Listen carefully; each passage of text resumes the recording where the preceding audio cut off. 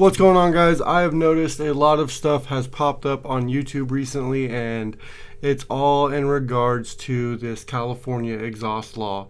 And here's what you really need to know, and what I don't think a lot of people are touching base on. I'm actually taking this off of Facebook from Colby Sandman. He's the owner of Muffler Tech in Sacramento.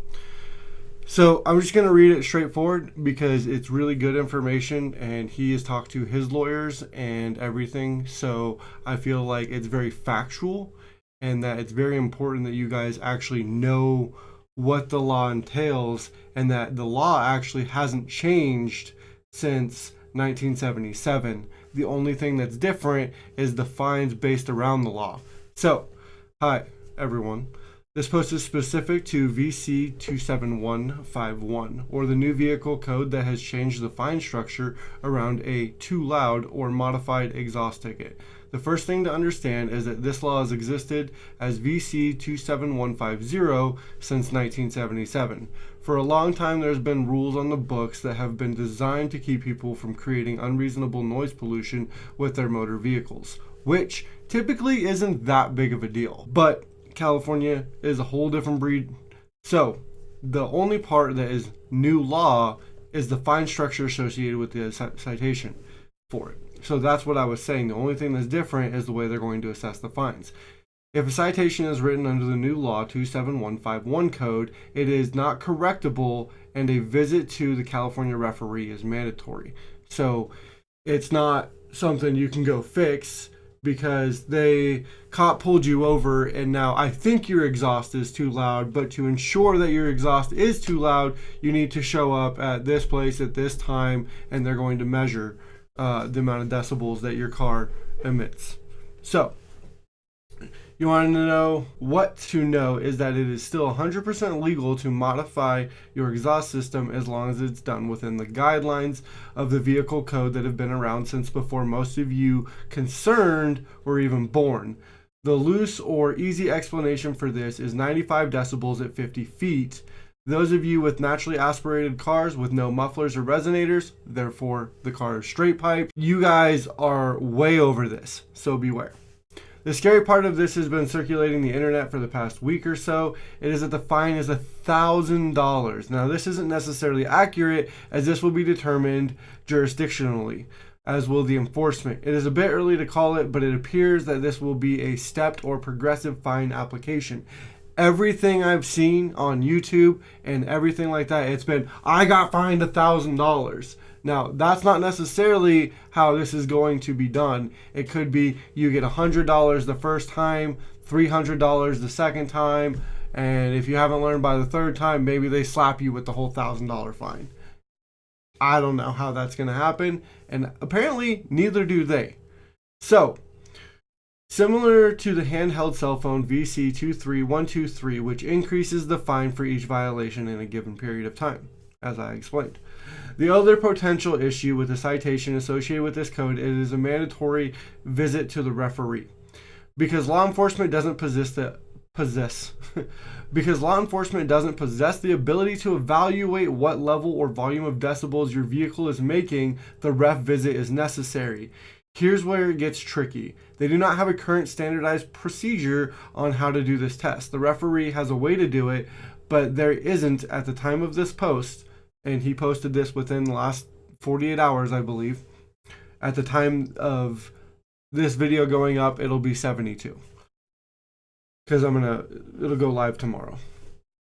So at the time of making this post, a current approved SAE protocol, standard operating procedure, on a test that is fair, that is a fair evaluation. Now, fair evaluation is going to be not in a building, because a building will cause echo and will cause the sound to travel. It's going to have to be away from any other sounds so that you can solely test just the noise pollution that the vehicle is making.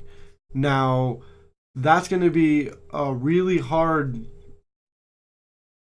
scenario to set up. And I don't necessarily know how they're going to do it, but in other words, the last one, measurement of light vehicle exhaust sound level under stationary conditions, which means your car is at idle, canceled July 2007, was canceled. So the bottom line is they have no way of actually enforcing this with a standardized current test.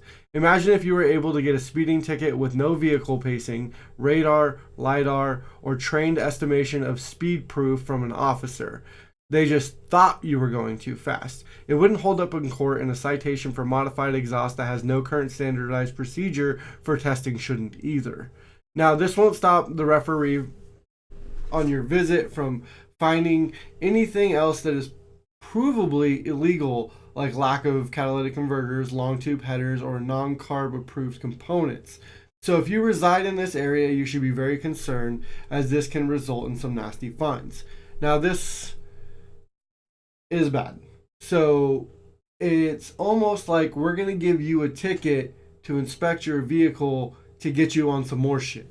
So, in other words, they've spent the last few days investigating the subject. They've spoken to the BAR, which is lawyers and the representation, about the referee's procedures around the test. They've spoken with California Highway Patrol around the way they're going to be implementing enforcement. As soon as we hope to have more information from local police departments and other law enforcement agencies, the traffic court interactions will be difficult to determine this early in the game, but we will continue to offer our intelligence as we receive it.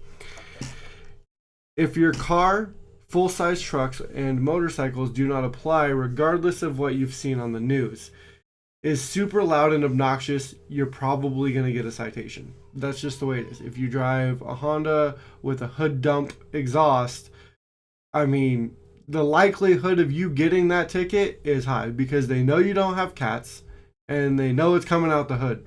So if you have a nice setup under the hood, right? It doesn't come out the hood. It doesn't come out the front bumper. It goes all the way to the back of the car. And it sounds nice and isn't crazy loud. You're likely to have absolutely no reason to be concerned. Of course, like I said, this was written by Colby Sandman, the owner of Muffler Tech in Sacramento. If you guys are in the Sacramento area, I suggest you guys go see him. If you do have a modified exhaust, if you want to get mufflers put back on because you're straight piped or whatever you got to do, I suggest his company because I am using his information. This is not sponsored by him, but it is the most explanation to the new law that I have seen, and being that it affects his business directly and that he spoke with lawyers, I highly suggest that he's probably got some pretty well-rounded knowledge in regards to this new law as it affects his business directly. Like I said, it's something important, and I understand that this is going to affect a lot of people, but the law has not changed since 1977, and I know a few people have gotten a ticket since 1977 in regards to a loud exhaust, and they're going to continue to give them. Now, the other thing I read, which he did not go over, is if you are from out of state and you're in California and you're creating noise pollution, you can still be fined. It's not a moving violation, and I don't know how you would go about fighting that because it's not against the law in which it's not going against the law of the state in which your vehicle is registered. But if you're visiting California, do you have to abide by California laws? Well, of course. So that'll be interesting to see how that is drummed up in the future as well. And all I have to say is thanks for hanging out, and we will see you in the next one. I hope that I could have brought some closure or some light to this very dark subject at the moment. But I don't believe people are going to be getting $1,000 fines until this has been a second or third citation that the person has received.